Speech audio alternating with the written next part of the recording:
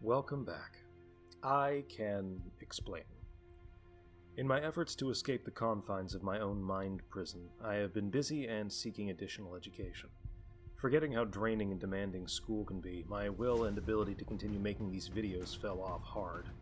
But hey, guess what, fun boys? The world has shut down far too late once again in an effort to curtail this rampaging virus that has turned 2020 into a miasma of suffering and isolation.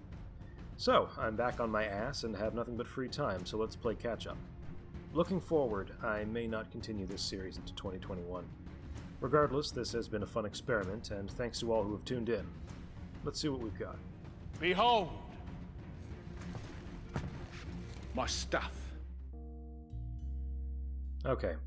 Now that I've finished up this unit, I can safely say that the Lannister Pyromancers are my least favorite miniature set in the game so far. Their plain red robes and static poses give no real visual interest to the minis.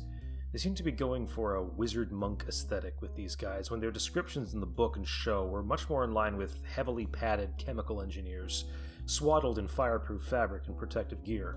These guys look completely unprepared for combat and seem out of place as an entire unit in the game. I'd much prefer a kind of attachment that can raise panic or even create temporary obstacles over this band of red-hots that they currently exist. I tried to spice them up as best I could with the broken line pattern on their sleeves and a bit of experimental object source lighting coming from their flasks. I achieved it without an airbrush with some selective dry brushing and gradient colors with an okay effect. I was really not breaking my back over these guys. Now that they're done, they just look so odd. These are some spooky, scary skeletons that I wrapped up on Halloween, fittingly enough. As I continue to fiddle with how my Necrons wear their color schemes, I decided to make the destroyers primarily black and gold, indicating them as valued property of the dynasty, but not worthy of wearing the full dynastic regalia. I really spent time on the blades that they're all toting, trying to readjust my phase sword color scheme and blending method to adjust to my new approach to Necron green fading to white.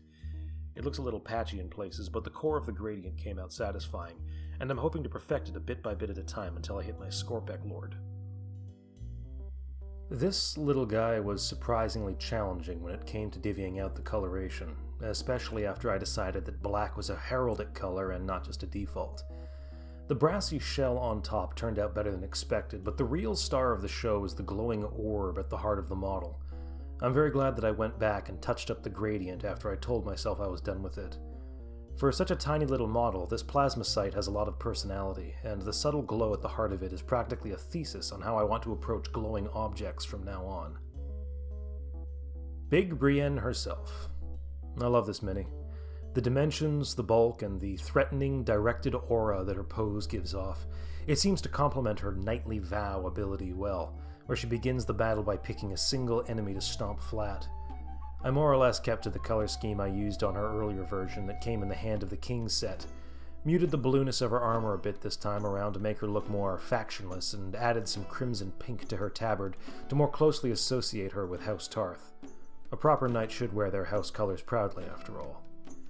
Her face is a little rougher than I'd like in a few areas, but I like the shadow that falls on the outside half of her face, and I deliberately kept it dark for a bit of an anime look. Really happy with this one overall. A leftover from a speed assembly contest that I took part in last year, I mulled over whether or not I should even paint this lone Stormcast, until deciding to try out the delicate, time-consuming, and infuriating art of non-metallic miniatures. This piece was done body part at a time, building up from a dark brown base with layers of increasingly lighter color, leading through yellow to white. I tried to get a feel for directional lighting, where the light falls on the model and highlighting those areas. I didn't go as hard as I could on some of the gradients in an effort to build sharper, shinier effects, which look better on some areas than others. If I ever attempt to do non-metallics again, I plan to use a wet palette for better control of blending and keeping mixed paints fresh for longer. This was an interesting experience, but I don't think I'd paint an entire armory this way. This squat little Vargo Hoat cracks me up. I can't explain it, but I love his unimpressed, toad-like expression staring out from atop his body.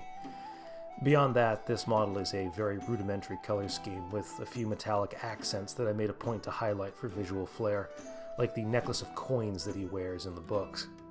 This was one of the latest models where I was very proud of how the eyes came out in the first pass, using a new technique to paint both of them without inverting the mini and keeping a clean perspective on it. I painted 2 Orcs this year, from a D&D Marvelous Miniature set. They came out alright. I used the Games Workshop Orc colors on their skin, and I do really like that vivid green they display. These 2 were intended to bulk up a friend's D&D mini collection, and I still intend to do that once we're safely able to see each other again. It's been a complicated year. In any case, I like the bulging muscles on these boys and their very vivid, real presence whenever I put them on the table, which I hope is soon. Jaquen Hagar was a relatively simple model, again. Lots of earth tones and grays, offset by the brief bursts of color here and there that define him as everyone's favorite faceless man. I fiddled around with how to reflect his famously two-toned hair on the mini. Most art shows him with a vivid partition between red and white, but I considered a more subtle bleached lock reflecting his look in the show. In the end, I went for a larger section of hair, but tried to imply out of shading that it was a color applied to the upper strands as opposed to a deeper bleaching. I also added a little bit of stark blue-gray in there, indicating his occasional allegiance with Arya. I always look forward to painting the more elaborately colored minis with a relatively drab set, and Tycho Nestoris was no exception. Nestoris? His mustard tunic and bold purple hat-cloak combo were a ball to paint up, and came out very satisfyingly. I love the subtle lean and scheming expression on this mini as he strokes his beard, and how garish his color palette is in comparison to almost everyone else in the box set. Not gonna lie, I kind of want a hat like that. I'm always intimidated by a new monster from Cthulhu, Death May Die, and the Starspawn is no exception. The widely diverse color scheme on this model really stretched my blending capabilities, and I really sought to create gradients with the dry-brushed colors on this big boy. The mouth was particularly fun, creating that gooey, writhing mass of pink-purple tentacles that get darker along their length. A lot of fun and pretty gross textures went into this mini, and now he's ready to stomp around the halls of my games. This was some good experimentation and practice for the inevitable job of painting up Big Daddy Cthulhu himself. I love the sickly pallor and the dead-looking flesh around his face and shoulders, and how it bleeds into the more vitriolic green. Good mini. In need of characters and what felt like ages, I finally painted up another character from Alone, the Colonel who serves as a shell-shocked villain in the survival horror dungeon crawler that I do so love. This character was relatively simple, with me trying out the gray highlights on dark metallic panels to capture a look of industrial ceramic for his armor. His helmet was enjoyable to perfect, with a shiny metal base painted over with little jewel paints and tones to make it look like a reflective visor like you'd see on a moon landing helmet. Gonna be eager to paint more models from this line when the time comes. The last of the second Neutral Heroes box that I painted up, this version of Bronn is a lot more enjoyable than the other, namely due to the exclusion of his shield. I tried mostly dark, deeply shaded leathery colors for his armor and weapons, morally absent, black-hearted rogue that he is. Admittedly, there's not a lot of ton to say about this mini, just a good model sculpt and a satisfactory paint job. I do wish his expression looked a little more calculating, though. He never seemed the type to charge into battle, weaving his sword around and crying out like a madman. More Space Marines for the front lines. Going back to these guys is like slipping on a comfortable pair of socks. I know where the colors go, I know what I'm doing, and they always look really satisfying when I'm done. They're just so pleasingly chunky and surprisingly good practice for highlighting and detail work. The much more kinetic charging poises of these boys were fun, and I tried out something new in their weathering. I have a tendency to splatter my crimson fists with a bit of dirt and grime to show off their commitment to fighting through slog, and this time I tried using a glossy shade to reflect the spray of mud and other viscous fluids across their armor, or rather the fresh coating of it as they barrel headfirst into battle. You have to admire their determination. Another figurine from the Alone game. This stalwart medical official was a nice change of pace from the darker characters that I've already tackled from the set. His great big white coat is very eye-catching, along with the red markings that cover his equipment and uniform. I think I've come a long way from the days of painting that Space Marine apothecary, and can much more comfortably put weight on a model without it looking clumpy or odd. I enjoyed the colorful little tubes and canisters on his outfit, and the reddish glare of his visor using the same technique that I have before. I have this sudden urge to paint more medical officers and doctors in general now, something about those variant white and red color schemes that I find very appealing. Another Astartes from the Indomitus box. This boyo is just a fancier variant of the Blade Guard veterans that I painted back in December. This lieutenant's fun. I particularly enjoyed his open stance and painting in the little details and studs on his Volkite blaster. Of note was the unusual slot-shaped barrel on his firearm. I make it a policy to drill the barrels of my guns whenever I can, and this posed an interesting challenge. I ended up drilling a single hole in the middle and using a craft knife to widen the divot into a furrow, which I then smoothed out with black paint to complete the illusion of depth. I might try to compensate and shape it with some green stuff if I'm ever in the same position, but I think it looks pretty good as is for now. I love the Primaris Lieutenant helmet stripes, and I gave him a white shield to imply a level of seniority, making it a good rallying point for his forces. Zombies. What is to say? I've had my Zombicide board game forever, and I feel that I'm within a hair's breadth of actually completing it all. All I need to do is paint a few more zombies, and we'll be good to go. This batch is what it is, a jaggle of different colors, and I've gotten far along that I actually feel comfortable painting the characters to finish off the set. And speaking of which... Zoey here is the first Zombicide survivor that I painted up through luck of the draw. The oddly uncomfortably visible sexualization of all the female characters in this game, including and especially the female zombies, continues with Zoey.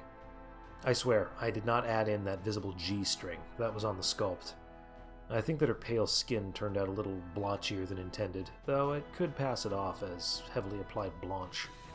The only part of this mini that I straight up didn't attempt was the fishnet stockings that she has on her character card, because honestly, who has time for that? As soon as I saw this mini being promoted for the holiday exclusive, I knew I had to have him. Brewmaster Bugmansson is just the best. I've been playing a lot of Deep Rock Galactic lately, and my stock with dwarves has never been higher, especially dwarves in power armor with an unhealthy booze habit. I love this guy's jovial pose, and the huge beer keg he's toting around, hooked up to what looks like a mini brewery. I love the small hose leading from his keg directly into his helmet, and I love how my attempt at sudsy beer sloshing around through the viewport came out. He's such a fun little model, and I'm glad that I finished him up for the holidays. The last boxed unit before I decided to start on an entirely new army, these Stormcrow mercenaries are intended to act on the table as a cheap armed presence to fill voids in a configuration and hold costly attachments at a discount. The color scheme of these guys is a bit drab, but I like how detailed their armor is and the general kinetic motion of their miniatures. Each one was painted with a slightly different distribution of their communal color scheme, indicating a sense of unity within the army, but not necessarily the same rank-and-file discipline that an army like the Lannisters or even the Boltons might possess. The colored metallics on their shields and weapons is a similar kind of ruddy bronze that I've been painting my Necrons with lately, and picking out the various shades of brown was good practice for an upcoming, similarly monochromatic army that I started up this month. Finally finishing off this set with a leader of the pack, this lieutenant called for just a bit more gold here and there and a classy, drab-gray cape to mark him as a leader within his unit. Having finished up the Stormcrows for now, I think it'll be a fair while before I tackle their archery division. One can only paint so much brown, and I've already got a lot of black in my future. Another Zombicide survivor. I like the hunched posture and cluttered expression of Ned, the nutty one of the group. This mini was an exercise in picking out details and freehanding things, like the stripes on his jacket and detailing the rips in his pants.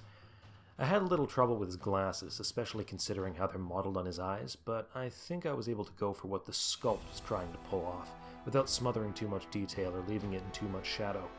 One detail I noticed on this character art that wasn't reflected on the mini itself was the little Watchman-style smiley face button with the prerequisite drip of blood.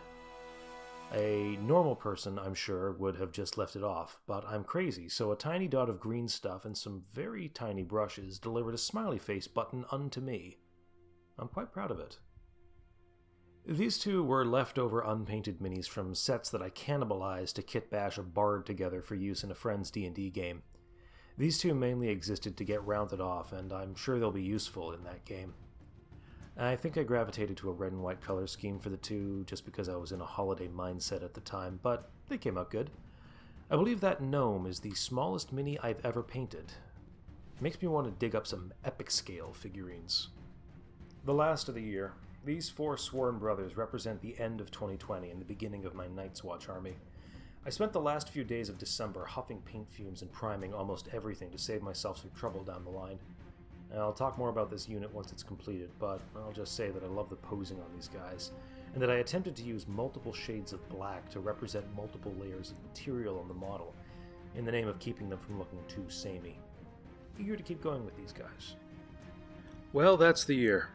Before I get into totals, I just want to say that this was a fun exercise in editing, record keeping, and production, even if nobody watches them. Even if I don't continue this project in 2021, it was really enjoyable and a good way of keeping myself focused and sane during a very tough year. I'm planning to do a bit of the best of the year review once I'm done with this, and who knows, maybe I'll try out more irregular showcases of projects that I'm particularly proud of. Yes, and we can't forget about the final minis purchased. After months of production and distribution delay caused by the pandemic, CMON finally got itself together to release some new Ice and Fire minis, and boy did they come out in force. I've still got plenty in the pipes, but so far I'm looking at 4 of the expansion sets for each faction, mostly containing variant sculpts and a few newbies. I also patched the holes in my Free Folk collection and a unit of Spearwives and Skinwalkers, so those will be on my to-do list. Final tallies for the 4th quarter are a doozy. October comes to 12 models painted versus 21 pending. November has 14 models painted versus 0 purchased, and December has it as 29 models painted and 43 pending. The floodgates finally open. All in all, the last 3 months of the year have me at 55 painted and 64 minis pending. Let's add those up and get our final scores for the year. Damn. That is way more than I anticipated. But it's been a hell of a year, and I probably found myself with a lot more downtime than I imagined. Somewhat more worrying is the staggering number of models bought. That is a lot of plastic. But hey, I've been selling some of my older stuff to make room in my collection, and it's all for the cause. Very grateful for the few games that I got to play this year, and the friends who joined me along. Looking forward to 2021. It's gotta be better, right?